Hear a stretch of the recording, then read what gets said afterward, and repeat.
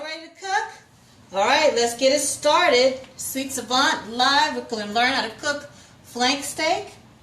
And I'm just going to give it a little score, just lightly cutting the meat. That helps me get that seasoning down into the meat because we're going to cook this hot and fast, which is the secret to tender flank steak. And I'll tell you all about what a flank steak is in just a second.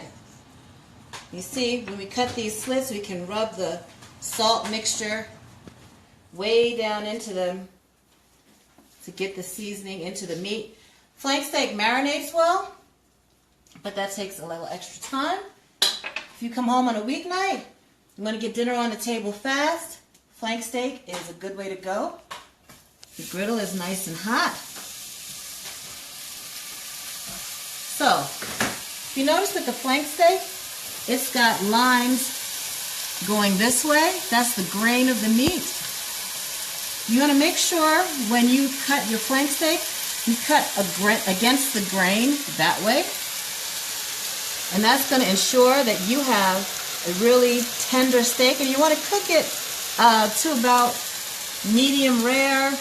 I go a little farther to medium because that's how everybody likes it in the house. Excuse me one second, I'm going to wash my hands. Put this away.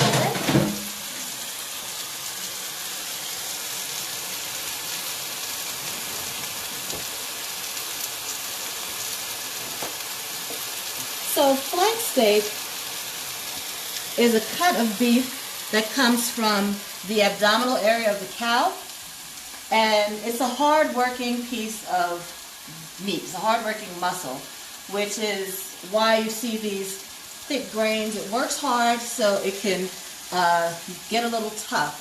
So that's why we're going to cook it to about medium rare. And when we cut it, we're going to cut it to less than a half an inch thick. So while it's searing on this side, I'm going to show you what we've got to go along with it. I've already got my veggies roasting in the oven. Got some sweet potatoes there. We just drizzled it with a little grapeseed oil. You can use canola oil if you like. Seasoned it with salt, pepper, a little cayenne for a teeny bit of heat, some cinnamon, and just pop that in a 375-degree oven. And that's ready to go. The next thing we're going to have with it, some roasted broccoli. Same treatment, grapeseed oil. You can use olive oil if you like, but olive oil has a much lower smoking point, so it can tend to burn, have an off taste. So this is seasoned with a little bit of salt, pepper, red chili flakes, garlic, and that's also waiting for us in the oven. Pardon my squeaky oven door. And once we get this seared nicely on one side, about 3 or 4 minutes, we'll flip it over, do the same thing, and we'll let it rest. And while it's resting, while we have, we'll still have a hot griddle, we're going to cook some onions, and these are baby Vidalia onions. That's these. You see they're grown in Vidalia, Georgia, so we're Georgia grown today with these. And they're baby Vidalias. They're small and they still have the green left on them. The full-size Vidalia onions will not be in the market until the end of April. So for now, we've got these. They're still super sweet. They're like a thick scallion, but much sweeter. So I'm going to chop that up and hit that on the griddle after we take the steak off and let it get a little bit of char on it. We're also going to cook some cremini mushrooms. The cameraman's least favorite thing to eat, so we won't give him any. But the rest of us like mushrooms, so we're going to pop the mushrooms on the hot griddle once this is done cooking. And we're going to load it all into a bowl, and it's going to be good eating. Some brown rice would go great with that.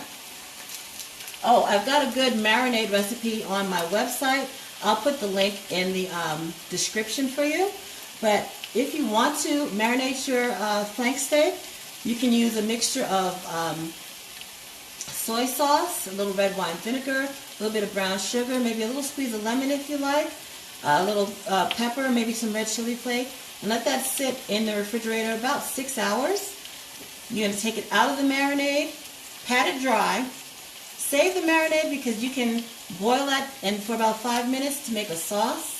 So you pat it dry, and then you're going to cook it. You can grill it. Flank steak grills great, or you can put it on a hot griddle like we're doing today. And if you don't have a griddle like this, you can use a large cast iron pan. But since this is a sort of a long, oblong cut of meat, you might have to cut it in half to fit it in your pan before you start cooking it. So, and that way, you know, you're going to still get a nice sear on both sides, but, you know, you just have to play with it a little bit to get it into the pan. It needs a little bit more time on that side. And so while that's cooking, we'll talk about, another Georgia-grown product, our sweet potatoes. These are actually also out of Vidalia, Georgia. So we try to shop locally, support local businesses as much as we can. You can't always do it. I know, I can't always do it, but it's nice to support local businesses, support your state farmers because they need your help. And I mean, it just feels good to me to buy a Georgia-grown sweet potato. But you know, check in your area, your markets. A lot of good sweet potatoes come out of North Carolina. I think North Carolina produces the most sweet potatoes in the country. So if you can't find locally grown produce, you know, try your best and then go for what's available. So I think we're going to rush this just a little bit and flip it onto the other side. It's got a good bit of color. You see, this part of the griddle doesn't get as hot as I would like it to get. It's pretty hot, but cast iron skillet, like this is my hot burner. This is the one I use all the time. I'm going to press it down a little bit just so it has good contact with the surface of the griddle. But I'd love for this griddle, this center part, to be a lot hotter because this steak would cook in no time. So it's going to take a little bit longer, but that's okay. We've got time. But like I said, on a weeknight, if you want to make the process go even faster, you can just cut it up. Before you cook it, cut it up, again, against the grain, and saute it really quick in a hot skillet, and in about 3 minutes, that will be cooked. So, you know, it takes a little bit of time to just get it cut beforehand. You still want to cut it pretty thin, so what you can do is stick it into the freezer for maybe 15-20 minutes before you slice it, and that'll help you get nice thin slices. And that's a tip that you might want to use. So now while that's cooking, I think I'm going to go ahead and get some of our chopped up Vidalia onions, baby Vidalia onions, and we're going to use the white and the green part. And I think that putting it on the griddle gives it a little extra char, softens it a little bit, but I still like for it to have a little rawness because the Vidalias are so sweet. You can even eat them raw. We went to Vidalia, Georgia, I think 2 years ago to check out some of the farms, some of the Vidalia onion growers, and brought my family with me. And they all were challenged by the growers to take a bite out of a raw Vidalia onion, and they ate it like it was an apple. I mean, it's not an apple, it's a little bit stronger than that, but it's still so much sweeter because there's less sulfur in the soil that grows, I guess, a magical place. I don't know. Those few areas, counties down by Vidalia, there's something special about the soil. It's very low sulfur. So it's really the same onion that grows, similar to the ones that grow across the country, but since it's low sulfur, you don't get that sulfur burn that you would get from a regular onion. And you see, we didn't even need to spray this with any oil, and we're going to let what little fat was in the meat just help to lubricate the pan there. And there's really no fat inside the muscle, on the top before you, now when you take it out of the package, you might see a little bit of fat, but that really cooks off quickly when you, once it hits the hot griddle. So it's a really great low-fat option. And the leftovers make fantastic tacos. So this is about a 2-pound flank steak. I don't know if there'll be any of this left over. There's 4 of us. The kids are teenagers. You know, I don't know if it'll be left over. But if there are any leftovers, and the leftover onion too, fantastic tacos. I mean, unbelievable. You would really enjoy that. Put a little salsa on there, and you can just reheat it quickly in a pan. I wouldn't even add any extra oil or anything. It's going to have the seasonings. We put a mixture of salt, pepper, a little bit of coriander, and some coarse garlic on there. So it's going to be well seasoned.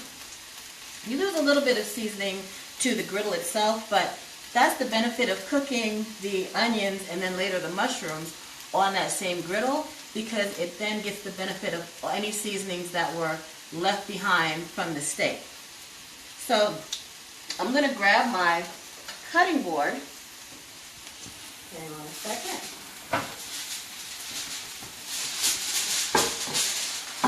And the good thing about this cutting board, see how it has this little well around it? So that if any juices come out of the steak while it's resting, it gets caught in this little channel and won't run off the board, you know, onto your counter and onto your floor. So that's a helpful thing to have.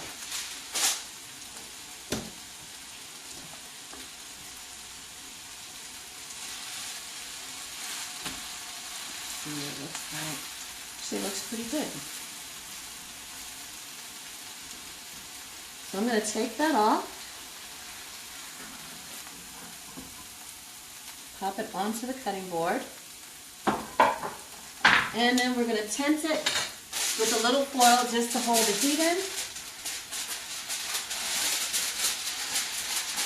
Let that sit right there. We still have all of these onions, and see what I mean about the seasonings? There's a little oil left behind from the steak. From the little bit of fat that was on the steak is now basically on our griddle. So we're going to use that, oops, I lost one, to help cook the onions. And again, we're not looking for these to be fully cooked. We just want to soften it a little bit, maybe get a little bit of char on them to bring out the sweetness. And then when that's done, I'm just going to put them right on top of the steak.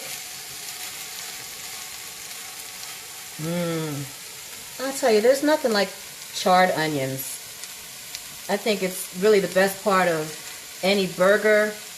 I don't want a steak without some charred onions on it. Well, I do want a steak, even if it doesn't have charred onions. I'm lying. But they're really good. Like I said, great on your tacos, great on a salad. So it's always good to make a little bit extra. So you have some of this leftovers. And I really try to make sure we have leftovers. Like I said, with 2 teenagers in the house, they always come home hungry. And they're old enough now to make their own meals. There's always tortillas in the house, always some kind of salad, greens, cheese. They can come home and make a delicious after-school snack really fast. Something that's still pretty nutritious.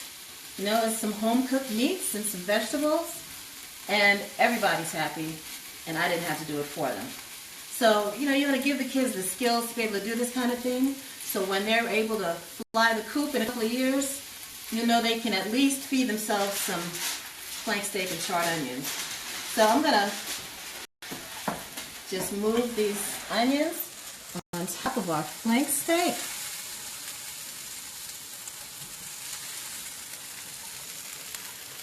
Doesn't that look pretty?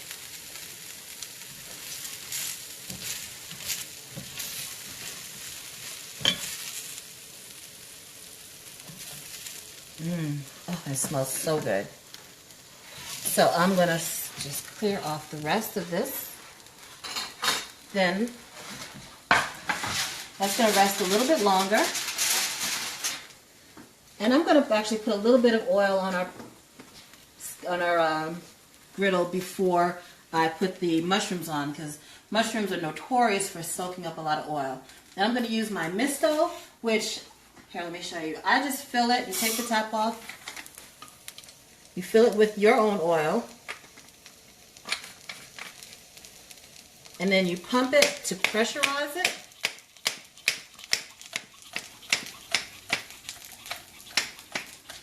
So you get no aerosol chemicals or anything like that. So you don't have to worry about it flaming up like you would if you used one of those commercial sprays. Oops. And then it sprays out. That didn't spray out as well as it should have. But you get the point. I'm going to put the mushrooms.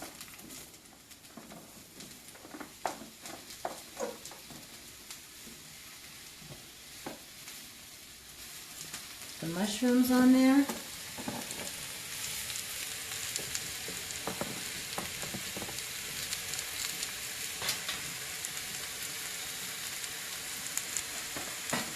That just a little bit. We'll season the mushrooms with a little pepper and a pinch of kosher salt.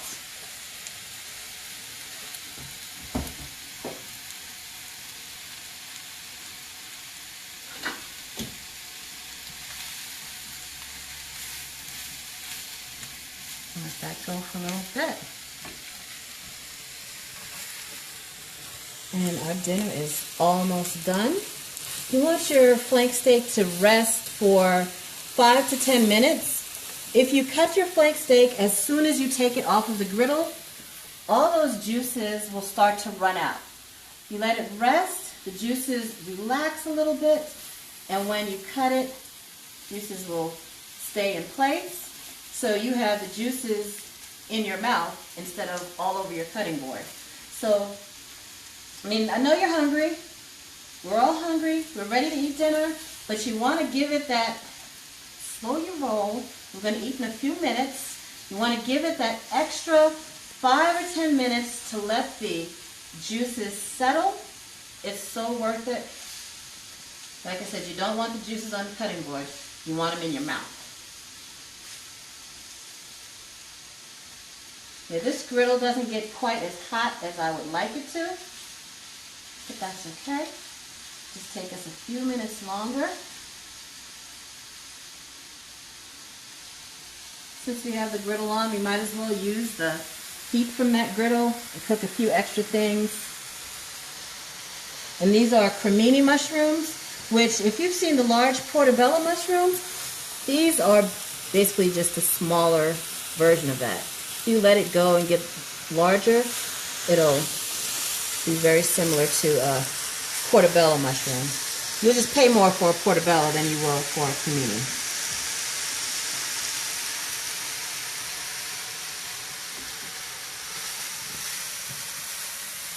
There we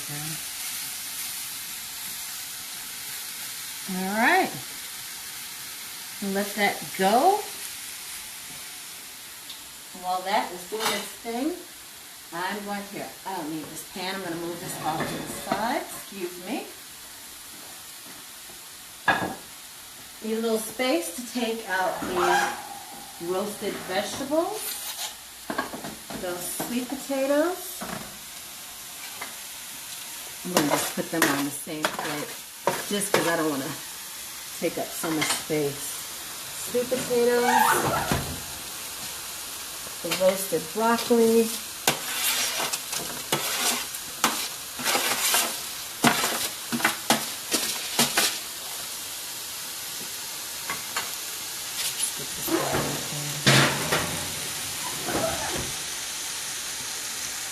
then we're going to start building our dinner, our flank steak bowl. Brown rice would go really great with that, but we're going to skip the rice today. I think we got plenty of food here with the sweet potato, the broccoli, the mushrooms, the onions, and this delicious flank steak. And let's see, I need, so remember we talked about the grain on the flank steak running like this. If you cut it this way, you're just going to get long strings. So what's really important is to cut it in thin strips against the grain. So the grain is going this way, we're going to cut it this way. So you want to cut it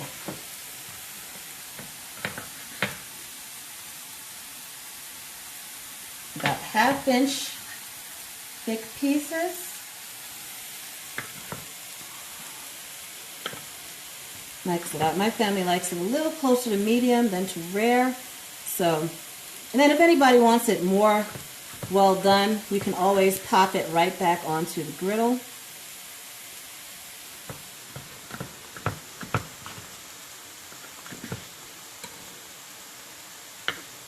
There we go.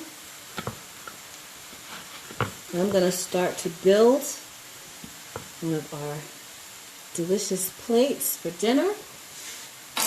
All we're going to do is grab a bowl, get us some sweet potato,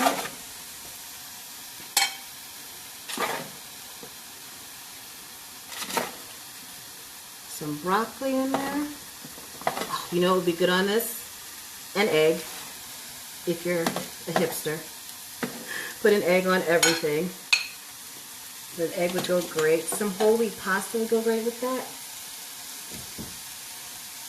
I guess this is not going to be my husband's bowl because he does not like mushrooms. So this will be for me or one of the kids. And you can see, look at the color that the mushroom has now. That's beautiful. A little fresh thyme would be nice on that too. So I think I have some fresh thyme in the fridge. Put some of that in the bowl. Put some flank steak in there. Some charred onions. And that's it. Dinner is done. That didn't take very long. All you have to remember that if you have time, take the flank steak out of the refrigerator for about a half an hour before you cook it. If you don't have time, really it's going to be fine. But if you do, it just cooks that much more evenly. And I think it comes out a little bit better. But like I said, if you don't have time, it's really not that big of a deal. You get home, you pop that oven on, dice up a sweet potato, drizzle it with some canola oil, some grapeseed oil, olive oil, drizzle some broccoli with some olive oil, pop those in the oven. Then you cook your flank steak, and your dinner is ready. And that's it. So I hope you enjoyed that. If you have any questions, you can certainly send me a little message and I will answer it in the comments. I will put the link to the printed recipe on in the description for this video. I hope you enjoyed it and I hope you make this. If you do make it, let me know. Leave me a comment and tell me how it turned out. And tell me what you added to it or what you took away. I'd love to know how you made this dish your own and have a delicious day.